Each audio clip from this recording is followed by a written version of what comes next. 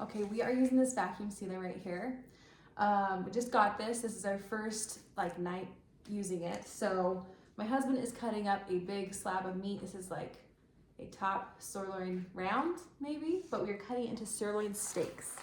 So these are the cut and sealed bags. I was just gonna show you how it works. We put our steak in there.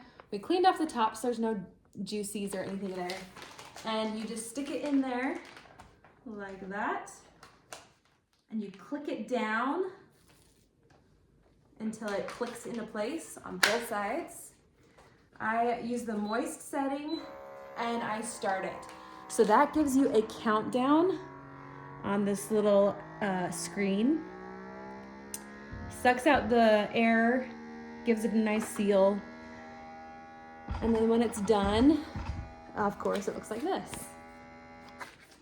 But when it's done with its little countdown, it will give you a little beep, and then you can push the button on either side of the sealer and it pops open like this. There's the beep. Pop it open. And we have a nice little seal.